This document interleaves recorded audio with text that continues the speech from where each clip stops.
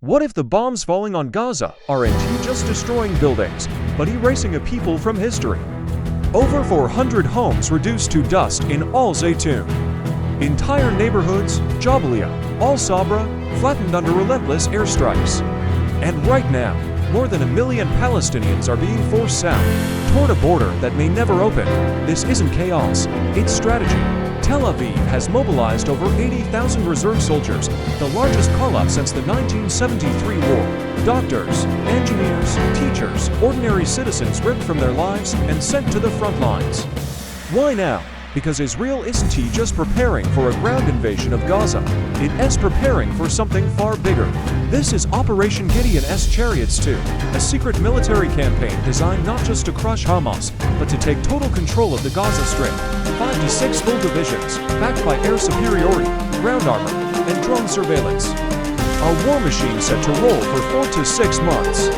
But behind the smoke and fire, there's a deeper goal: permanent displacement. Civilians are being ordered, by leaflets dropped from drones, to evacuate their homes and move south to Rafah, a city on the Egyptian border built for 300,000.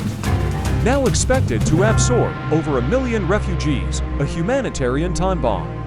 And here's the truth most governments want to say: Israel is already in secret talks with Syria, South Sudan, and Western Libya to accept displaced Palestinians.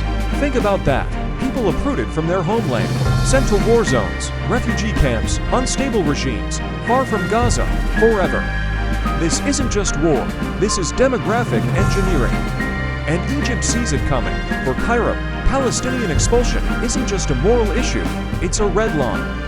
If Israel forces refugees across the border into Sinai, Egypt may have no choice but to respond. And that could trigger a regional war, not just with Hamas, but with Hezbollah in Lebanon, Iran's proxies, even the Egyptian military itself. The first phase is already underway.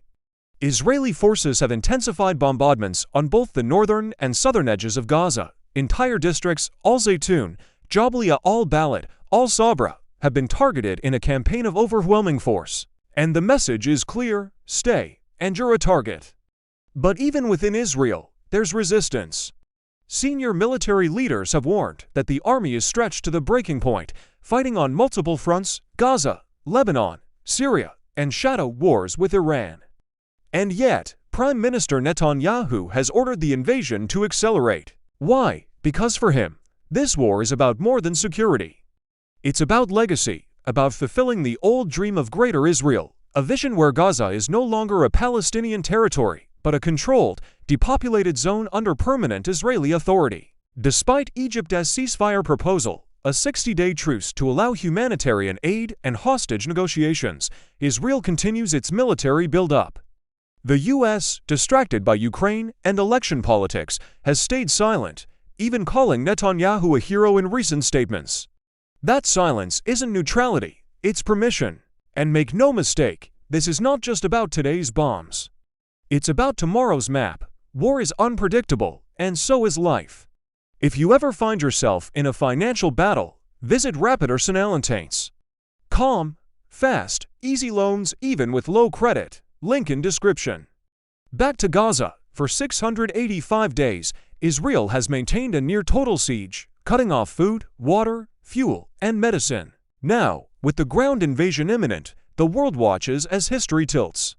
This isn't just another phase of conflict. This is the potential second Nakba, the second great expulsion of Palestinians.